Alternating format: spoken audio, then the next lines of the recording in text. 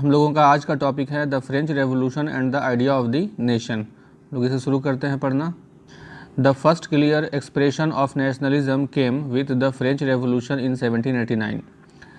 France में nationalism को सबसे पहली बार देखा गया 1789 में, जब फ्रेंच रेवोल्यूशन हुआ। नेशनलिज्म का मतलब होता है कि एक देश के अंदर जितने लोग रह रहे हैं उन सारे लोगों के बीच में अपनेपन का भाव आता है। The feeling of common belongingness among the citizens towards the nation. ये कि तमिलनाडु के लोग तमिल बोलते हैं, पंजाब के लोग पंजाबी बोल रहे हैं, बंगाल के लोग बंगाली बोल रहे हैं, कर्नाटका के लोग कन्नड़ बोल रहे हैं।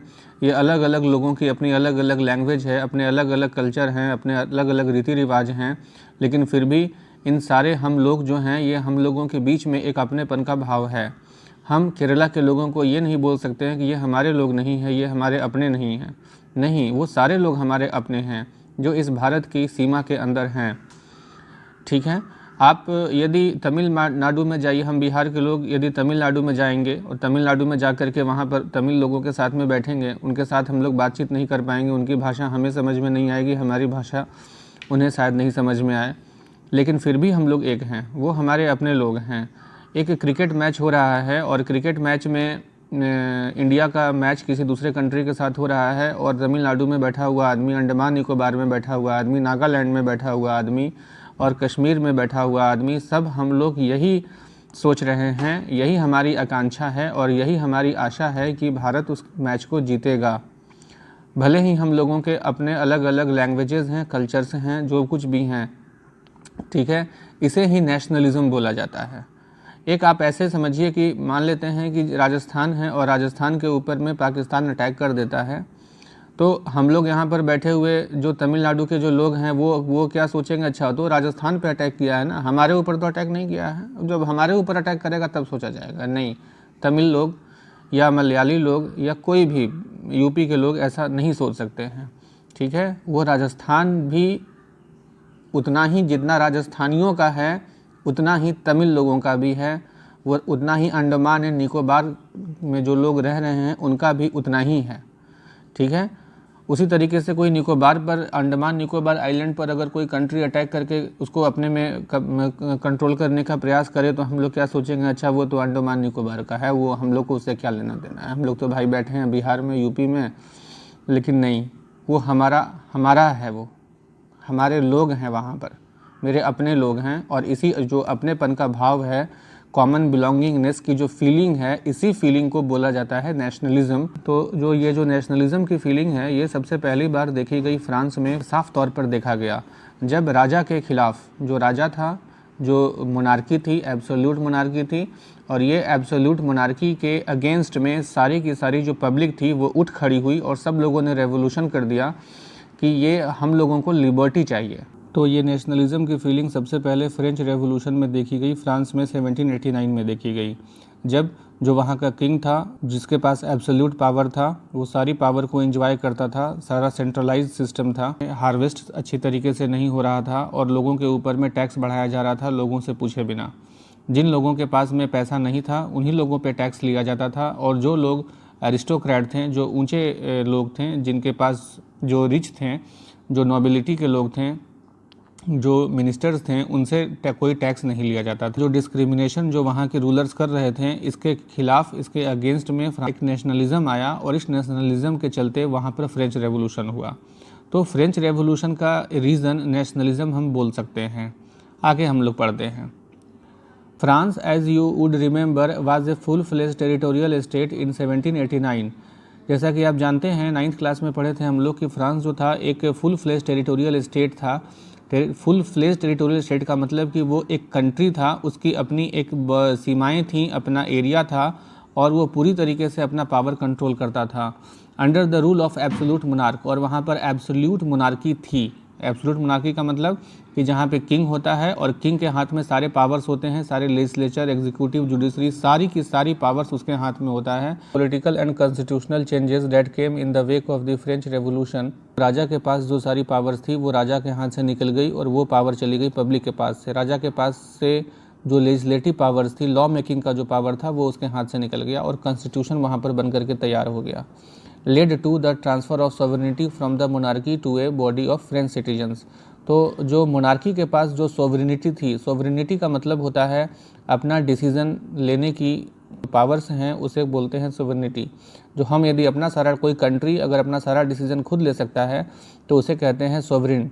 तो हमारा जो इंडिया है, इंडिया एक सोवरिन कंट्री है, लेकिन 1947 के पहले इंडिया एक सोवरिन कंट्री नहीं था। 1947 के पहले इंडिया एक कंट्री तो था, लेकिन इसके सारे डिसीजंस ब्रिटेन लेती थी। ब्रिटेन में बैठी हुई वहाँ की महारानी और वहाँ के पार्लियामेंट लेते थे, ये लोग लेते थे। तो इंडिया जो था एक कंट्री तो था, लेकिन इंडिया सोवरिन नहीं था। ठीक है, तो सोवरेनिटी का मतलब होता है जो वह कंट्री जो अपना सारा डिसीजन खुद ले सकता है, सारा पावर एक्सरसाइज खुद कर सकता है, उसे किसी दूसरे से पूछने की ज़रूरत नहीं है, वो किसी दूसरे पे डिपेंडेंट नहीं है, तो ऐसे देश को बोला जाता है सोवरिन कंट्री। तो यहाँ पर आइए, यहाँ पर ये बोल रहा है कि अब देखिए इसको पढ़िए यहाँ पे। तो the political and constitutional changes that came in the wake of French revolution led to the transfer of sovereignty from the monarchy to a body of French citizens. मतलब जब वहाँ पे फ्रेंच रेवोल्यूशन आया तो फ्रेंच रेवोल्यूशन के आने के चलते जो सोवरेनिटी थी, जो डिसीजन लेने की पावर्स थी, जो सारे के सारे जो पावर्स थे वो मोनार्की के हाथ से निकल गया, और फिर वो मोनार्की के हाथ से निकल गया और उसके बाद चला गया वो फ्रेंच सिटीजन्स, मतलब लोगों के, पब्लिक के हाथ में वो सारे पावर्स चले गए। The revolution proclaimed that it was the people who would henceforth constitute the nation and shape its destiny. देश कैसा होगा ये वहाँ के लोग डिसाइड करेंगे, ना कि वहाँ का एक आदमी, एक राजा जो वहाँ पे रूल कर रहा है वो डिसाइड नहीं करेगा। ये फ्रेंच रेवोल्यूशन होने के बाद ये बात निकल कर सबके सामने में आई। अगला पैराग्राफ हम लोग स्टार्ट करते हैं। From the very beginning the French revolutionaries introduced various measures and practices that could create a sense of collective identity amongst the French people। ये बोल रहा है कि शुरुआत से ही जो फ्रेंच रेवोल्यूशनरीज थे, रेवोल्यूशनरी मतलब क्रांतिकारी जो थे, फ्रांस में जो लोग डेमोक्रेसी लाना चाहते थे, एब्सोल्यूट मोनार्की को हटाना चाहते थे, उन्हें यहाँ पर फ्रेंच रेवोल्यूशनरीज बोला जा रहा है।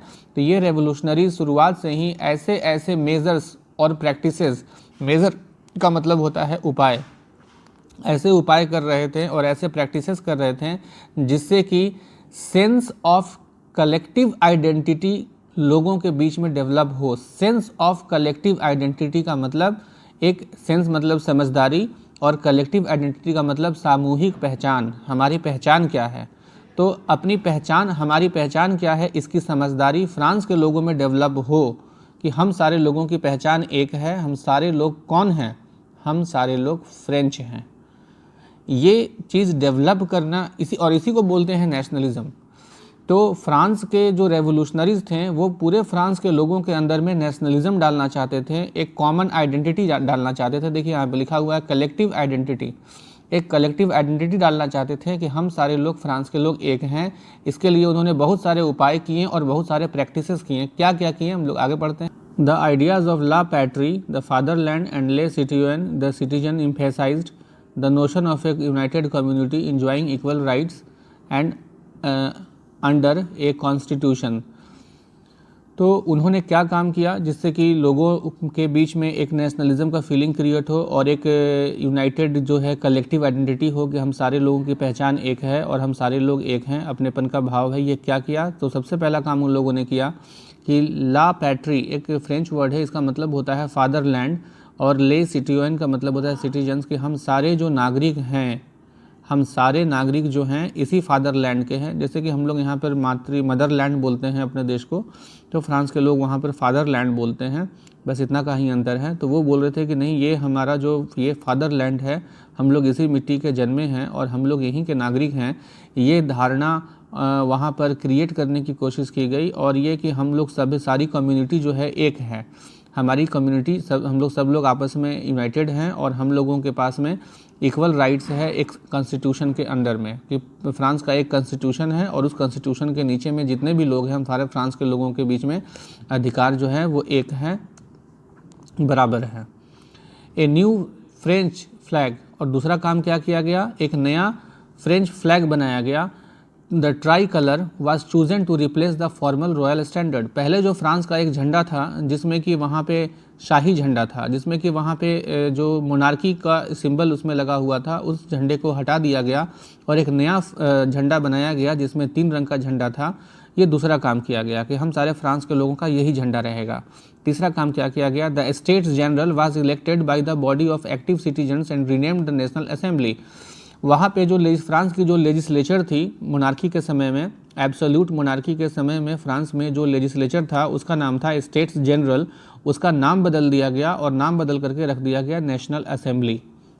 ठीक, ये तीसरा काम किया गया। आइए, a new hymns were composed. Hymns का मतलब होता है देशभक्ति गीत, नए नए देशभक्ति गीत बनाए गए। ओथ्स टेकन, ओथ मतलब शपथ लिया गया।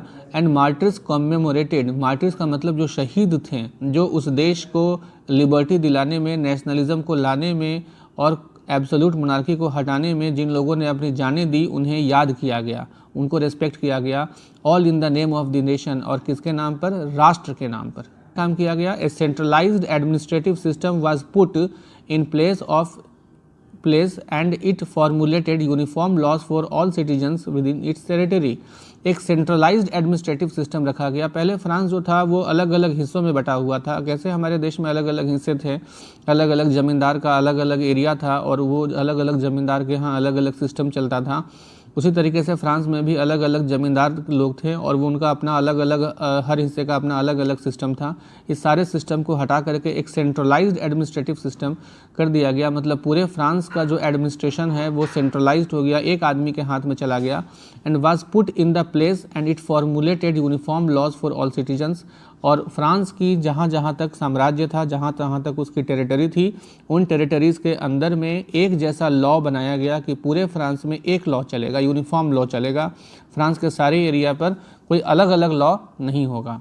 Internal customs duties and dues were abolished and a uniform system of weights and measures was adopted. यहाँ इंटरनल कस्टम ड्यूटीज़ का मतलब हुआ कि एक डिस्ट्रिक्ट से दूसरे डिस्ट्रिक्ट में जाने में, जैसे कि बिहार के अंदर में 38 डिस्ट्रिक्ट हैं और एक डिस्ट्रिक्ट से दूसरे डिस्ट्रिक्ट में अगर हमको जाना है, हम बिजनेसमैन हैं तो दूसरे डिस्ट्रिक्ट में जाने के लिए हमको टैक्स देना पड़ रहा है, तो इसे इंटरनल कस्टम ड्यूटीज़ कहा गया है। तो एक ही देश के अंदर में अलग अलग हिस्सों में जाने के लिए जो टैक्स देना पड़ रहा था उसका इंटरनल कस्टम ड्यूटीज़ बोला जाता था।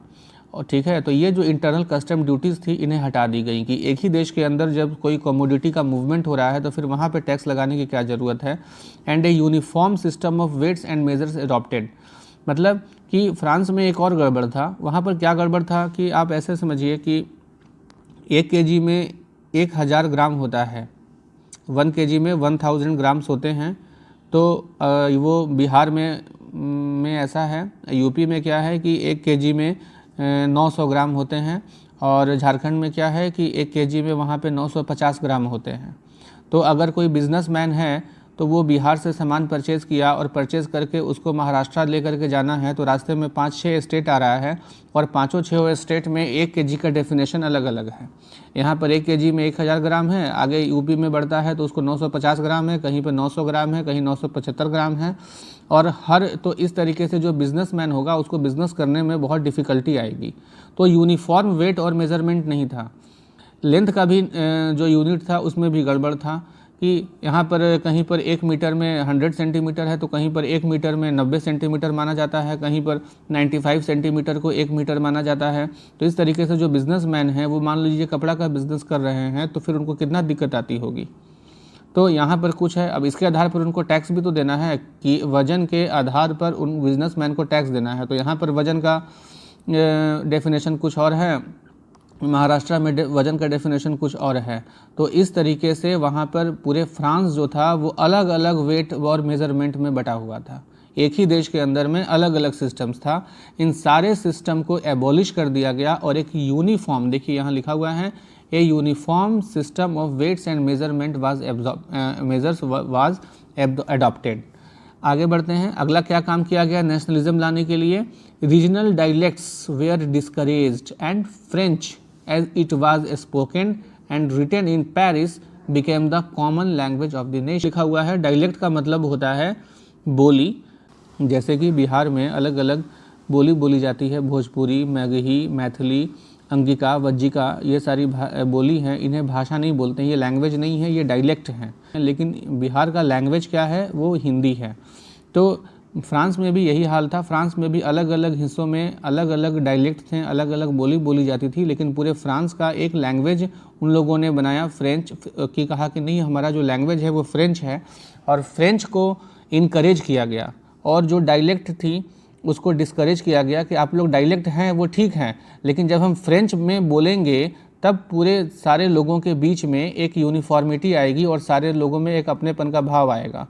अगर मगही बोलने वाले लोग अपने एरिया में ही मगही बोल रहे हैं, भोजपुरी बोलने वाले लोग अपने एरिया में भोजपुरी बोल रहे हैं, मैथिली बोलने वाले लोग अपने एरिया में मैथिली बोल रहे हैं, तो सब लोग अपने अपने एरिया में बोल रहे हैं और अपना अपना एरिया जो है आइसोलेटेड है, एक दूसरे से जुड़ा हुआ नहीं है। ये सारे जो एरियाज़ हैं ये आइसोलेटेड ना रहें और इन सारे एरियाज़ में अपनेपन का एक भाव हो। वो कोई ऐसा लैंग्वेज होना चाहिए जो वो सारे लोग आपस में बोलते हों। तो वो फ्रेंच एक ऐसा लैंग्वेज था कि कहा गया कि फ्रेंच को हम लोग अपना एक जो है लैंग्वेज बनाएंगे और सारे लोग हम लोग फ्रेंच में बात करेंगे, तो इससे क्या होगा कि सारे लोग आपस में जुड़ सकेंगे। नहीं तो सबकी अपनी अपनी बोली है, अपनी अपनी एरिया में बोलते जा रहे हैं और वो दूसरे से जुड़ नहीं रहे हैं। The revolutionary further declared that it was the mission and the destiny of the French nation to liberate the peoples of Europe from despotism, in other words, to help other people of Europe to become nations. ये जो France के जो revolutionaries थे ये सिर्फ France में ही nationalism नहीं लाना चाहते थे, ये चाहते थे कि फ्रांस के बाहर भी यानी यूरोप के दूसरे कंट्रीज़ में भी नेशनलिज्म आए, वहाँ भी खुशहाली आए, वहाँ पर भी लिबर्टी मिले और उस देश का भी डेवलपमेंट हो, वहाँ भी नेशनलिज्म आए, वो कंट्री भी नेशन बन जाए। आगे, when the news of the events in France reached the different cities of Europe, students and other members of educated middle classes began setting up Jacobin clubs. क्या हुआ कि फ्रांस के बाहर जब ये न्यूज़ निकला नेशनलिज्म का कि फ्रांस में इतनी बड़ी घटना घट गई कि एब्सोल्यूट मोनार्की को हटा करके वहाँ पर ला दिया गया, कॉन्स्टिट्यूशनल मोनार्की ला दी गई, तो जो मोनार्क हैं, जो किंग हैं, उनके पावर्स घट गया है और उस देश में लिबर्टी आ गई है। उस देश में जो लॉ बन रहा है वहाँ के जनता के कंसेंट से बन रहा है, कंसल्टेशन से बन रहा है। तो ये जब मैसेज जब फ्रांस के बाहर गया तो फ्रांस के बाहर में भी वहाँ पर जो एडुकेटेड मिडिल क्लास थे, जो पढ़े लिखे मिडिल क्लास थे, उन लोगों ने अपना एक क्लब बनाने लगा जिसे जैकोबिन क्लब कहते हैं। आप समझिए कि जैसे हमारे देश में पॉलिटिकल पार्टीज़ होती हैं अलग अलग, उसी तरीके से वहाँ पर अलग अलग पॉलिटिकल पार्टी जिसे वो लोग क्लब बोलते थे, पॉलिटिकल क्लब बोलते थे। ठीक है, चलिए आगे पढ़ते हैं हम लोग। The activities and campaigns prepared the way for the French आर्मीज which moved into Holland, Belgium, Switzerland and much of Italy in 1790s। और फ्रांस के बगल के देशों में जैकोबिन क्लब बनने लगे और उस क्लब में इन सपोर्टर्स होने लगे। इसका मतलब कि दूसरे देशों में जो क्लब बना वो क्लब के जो लोग थे फ्रांस के रेवोल्यूशनरीज़ के सपोर्टर्स थे। फ्रांस में जो कुछ हो रहा था उसके वो सपोर्ट में थे, फ्रांस के नेशनलिज्म के सपोर्ट में थे।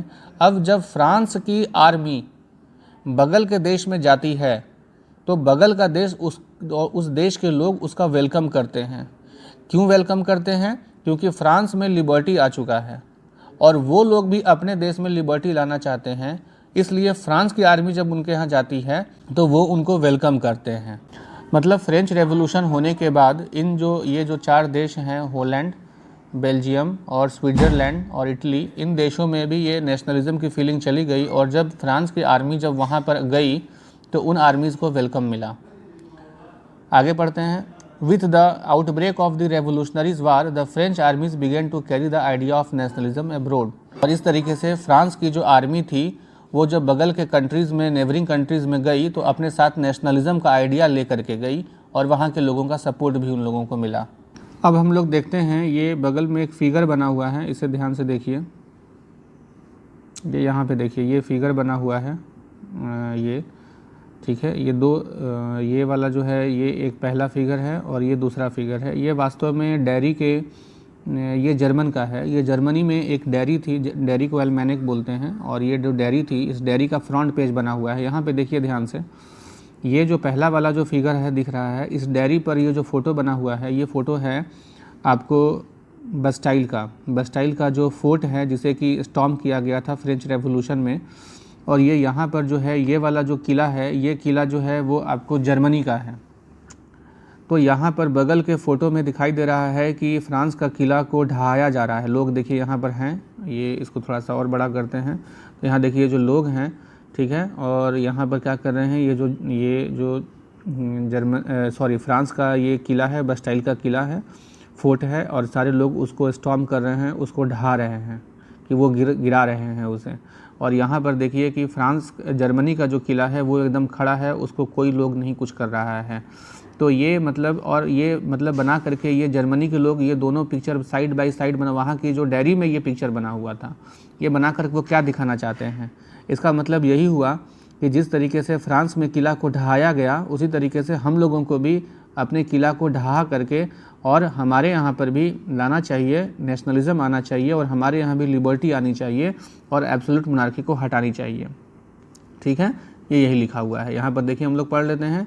The cover of a German almanac designed by the journalist Andreas Rebmann in 1798। देखिए 1798 लिखा हुआ है यहाँ पर।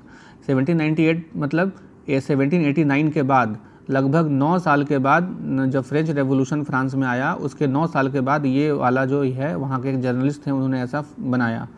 ठीक है। The image of the French Bastille being stoned by the revolutionary crowd has been placed next to similar fortress mean to represent the bastion of despotic rule in German province of castle.